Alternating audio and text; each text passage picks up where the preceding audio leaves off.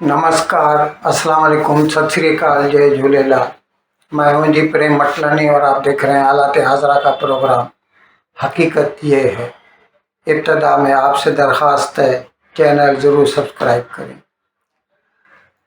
नाजरीन, 2 रोज़ कबल इमरान खान साबिक वज़ीर आज़म पाकिस्तान तहरीक इंसाफ के चेयरमैन, उन्होंने दी न्यूज़ वालों को एक इंटरव्यू दिया और उस इंटरव्यू में उसने कहा कि मुझे जनरल बाजवा ने कहा था कि तुम असेंबली तहलील कर दो, डिज़ाल्व कर दो, तो उसके कहने पर मैंने ये असेंबलियाँ तहलील कर दी, लेकिन उसके बाद भी फिर इलेक्शन नहीं हो रहे हैं।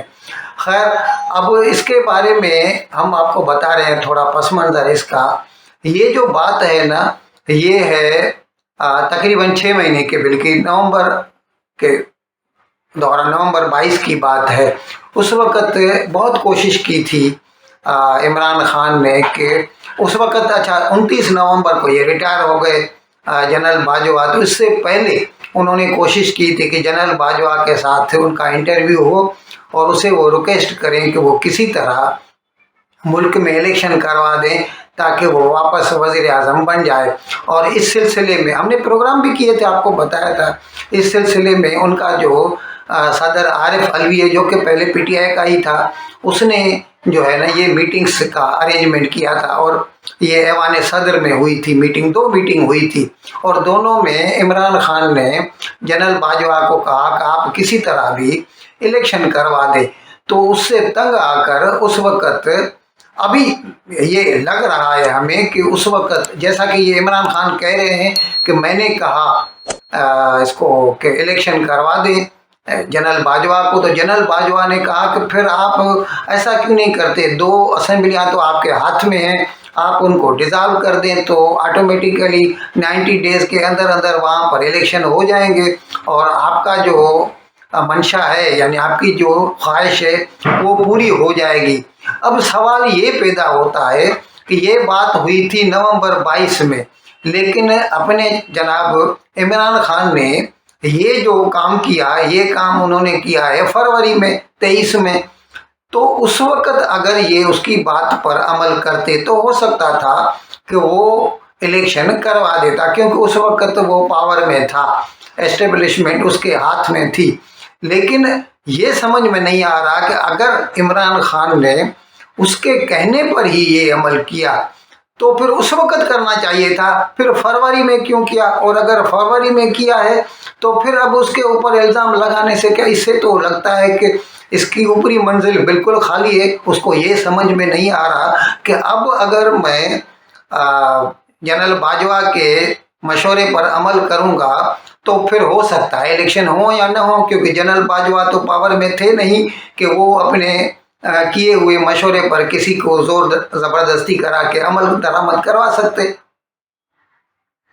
अच्छा, इस सिलसिले में जनाब हमें समझ में नहीं आता, जब से इनसे ये हुकूमत छिन गई इमरान खान से, यानी पिछले साल की 9 अप्रैल की बात है, उसके बाद इन्होंने ये कहना शुरू कर दिया था जनरल बाजवा के लिए, पूरी एस्टेब्लिशमेंट के लिए, सारी फौज के लिए उन्होंने उनको गालियां देना शुरू कर दी थी और कहा था, वो पहले साइफर की बात की और फिर कहा कि अमेरिका को, जनरल बाजवा ने कहा कि इमरान खान को हटा दीजिए और फिर अमेरिका ने ये साजिश की।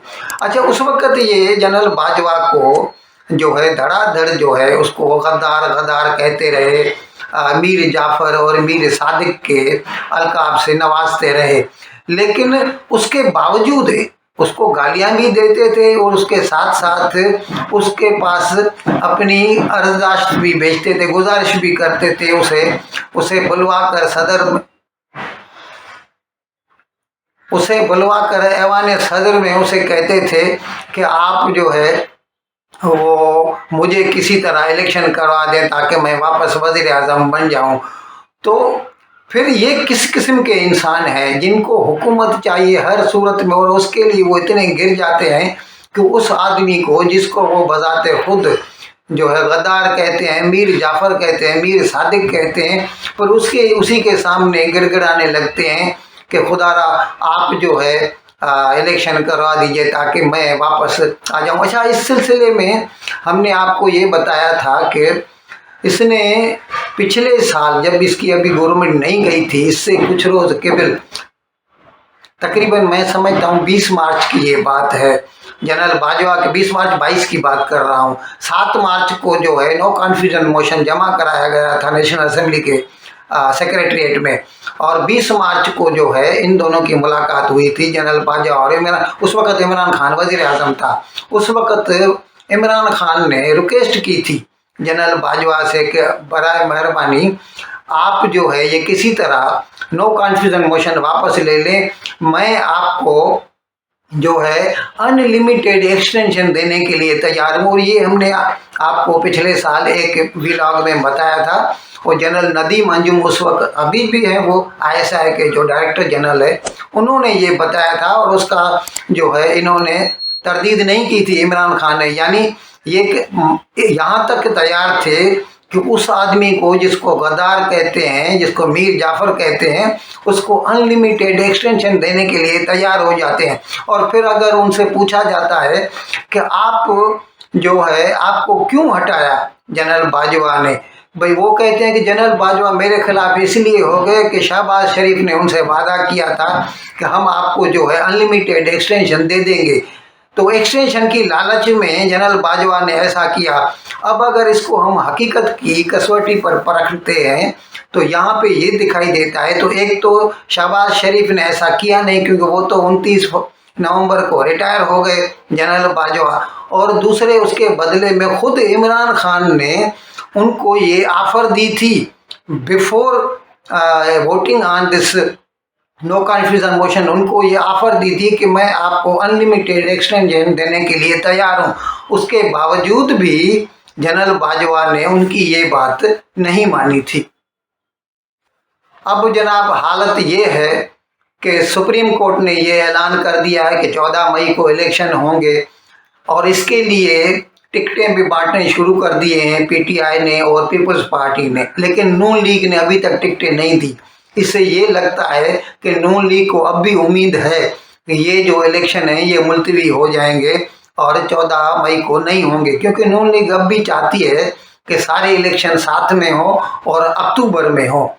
अब इस सिलसिले में खुद इमरान खान का एक बयान जो है ना दिलचस्पी से दूर नहीं है। उसमें इमरान खान ये कहता है कि अगर मुझे इस इलेक्शन में 2/3 मेजॉरिटी नहीं मिली तो मैं इलेक्शन का रिजल्ट मानने से इनकार कर दूंगा। तो भाई आखिर आप चाहते क्या हैं? आपको इलेक्शन भी नहीं चाहिए, आपको सिर्फ वज़रात उज़्मा की कुर्सी चाहिए, हर सूरत में चाहिए, भले ही chief of army staff Bajwa हो, आसिम मुनीर हो या कोई भी हो। अगर ये इनको 2/3 मेजॉरिटी नहीं मिलती या समझो हार भी जाते हैं इलेक्शन में, तो इसका मतलब कल बोलेंगे कि इसमें रिगिंग हुई है, धांधली हुई है, और फिर ये मानने से इनकार कर देंगे। या अगर 2/3 से थोड़ी कम भी मिली तो ये बोलेंगे कि मैं नहीं मानता, और फिर सबके सब इस्तीफा दे देंगे, फिर बोलेंगे फिर से नया इलेक्शन कराओ, और इस तरह इलेक्शन होते रहेंगे। पाकिस्तान में हालत ये है कि अभी सिर्फ एक सूबे में इलेक्शन कराने के लिए 2100 करोड़ रुपया चाहिए, जो कि अभी तक जो है खैर पाकिस्तान सरकार ने तो दे दिए मजबूरन, लेकिन उसकी हालत ये है पाकिस्तान की, उनके लिए एक एक पैसा जो है बहुत कीमती है। ऐसे में क्या हमेशा के लिए पाकिस्तान में सिर्फ इलेक्शन ही होते रहेंगे इमरान खान की विम्स के ऊपर? नाजरीन, इमरान खान कहता है कि मैंने पिछले साल जब भी मैं गया था रूस, 23 फरवरी को गए थे और 24 फरवरी को ये वहीं पर थे कि रूस ने यूक्रेन पर हमला कर दिया। ये कहता है कि मैंने उस वक्त पुतिन से बात की थी और उन्होंने ये बात मानी थी कि वो डिस्काउंट पे हमें तेल दे देंगे।